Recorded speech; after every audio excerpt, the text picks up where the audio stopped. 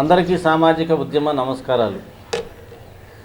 ఆంధ్రప్రదేశ్లో మరి మాన్యశ్రీ మందాకృష్ణ మాదిగ గారి కృషి ఫలితంగా మరి నారా చంద్రబాబు నాయుడు గారు రాజీవ్ రంజన్ కమిషన్ మిశ్రా అనే ఏకసభ్య కమిషన్ని వేయటం జరిగింది.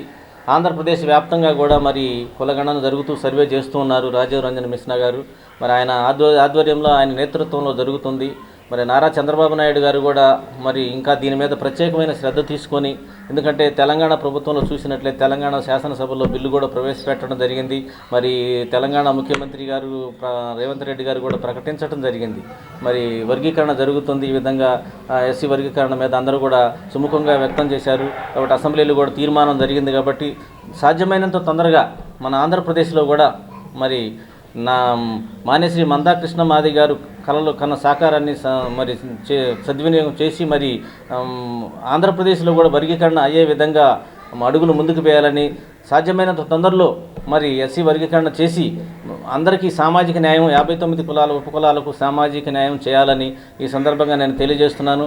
అలాగే రాబోయే రోజుల్లో మరి అంబేద్కర్ కళలు సాకారం చేసే విధంగా మరి ఆంధ్రప్రదేశ్లో కూడా అందరూ కూడా సమయమనం పాటించి మరి మాల సోదరులు కానీ మాదిగ సోదరులు కూడా అందరూ కూడా బాయిగా సోదరభావంతో ఉండే విధంగా అందరూ ఉండాలి. కానీ దీన్ని మళ్ళీ భేదాభిప్రాయాలుగా తీసుకొని మరి వర్గపోరుగా తీసుకోకుండా అందరూ కూడా మరి తెలంగాణను చూసుకున్నట్లయితే తెలంగాణలో కూడా ప్రశాంతంగా ఉన్నారు. కాబట్టి అందరూ కూడా ప్రశాంతంగా ఉండి మనమందరం కూడా మరి ఈ సందర్భంగా మనందరూ సోదరభావంతో ఉండాలి.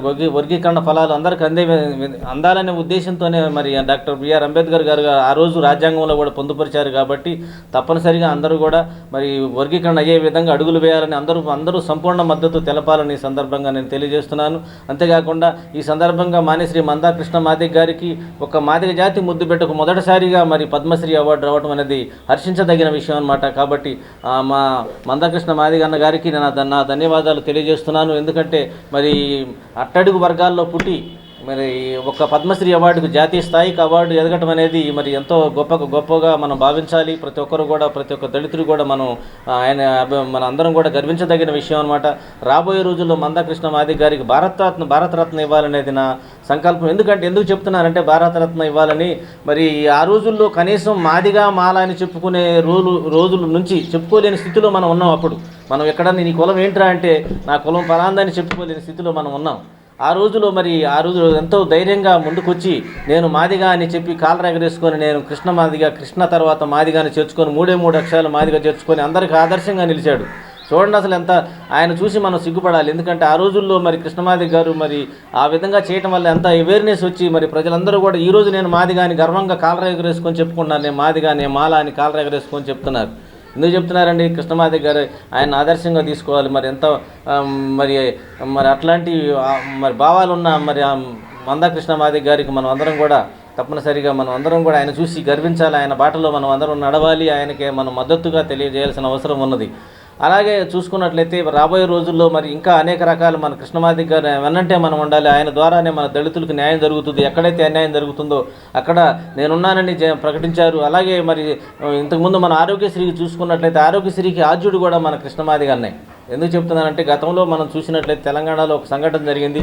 ఆ సంఘటనలో హృద్రోగంతో బాధపడుతున్న ఒక పిల్లాడికి ఎంతో మరి బాధపడుతున్నాడని చూసుకుంటే వాళ్ళు పేదలని చెప్పి దాని మీద పోరాడి మరి ప్రభుత్వాల మీద ఆ రోజు రాజశేఖర రెడ్డి గారు ఉన్నప్పుడు ప్రభుత్వాల మీద పోరాడి ఆరోగ్యశ్రీ రావడానికి ఆరోగ్యశ్రీ ప్రదాత ఈరోజు మరి మాన్యశ్రీ మందాకృష్ణ మాదిగ గారు అని మనం సగర్వంగా చెప్పగలుగుతాం అనమాట.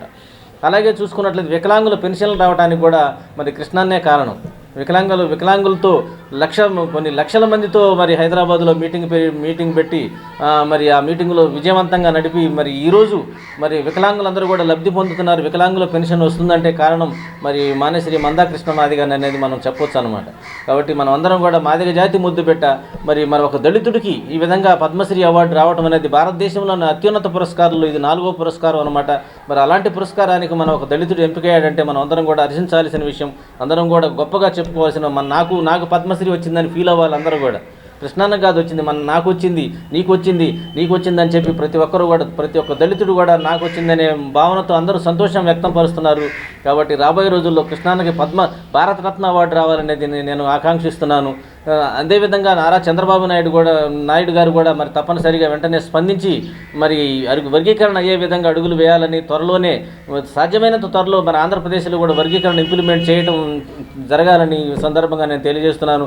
ఎందుకంటే నారా చంద్రబాబు నాయుడు గారు మొదట్లో వర్గీకరణ చేసింది ఆయనే కాబట్టి ఇప్పుడు కూడా మన ఆంధ్రప్రదేశ్కి వర్గీకరణ చేసే సమయంలో రాజీవ్ రంజన్ మిశ్రా కమిషన్, ఏకసభ్య కమిషన్ వేసింది నారా చంద్రబాబు నాయుడు గారే. కాబట్టి మరి ఆయన ఆధ్వర్యంలో ఖచ్చితంగా ఆంధ్రప్రదేశ్లో ఇంప్లిమెంట్ అవుతుంది, ఖచ్చితంగా ఆయన చేసి తీరతారు నారా చంద్రబాబు నాయుడు గారు. ఎందుకంటే నారా చంద్రబాబు నాయుడు గారు దళితుల పక్షపాతి, అందరికీ కూడా సమన్వయం చేయాలనేది ఆయన ఉద్దేశం. కాబట్టి ఎట్టి పరిస్థితుల్లో మరి ఆంధ్రప్రదేశ్లో అందరికీ వర్గీకరణ ఫలాలు అందరికీ అందుతాయని, వర్గీకరణ జరిగి తీరుతుందని ఈ సందర్భంగా ఆశాభావాన్ని నేను వ్యక్తం చేస్తున్నాను. అందరికీ నా సామాజిక ఉద్యమ నమస్కారాలు.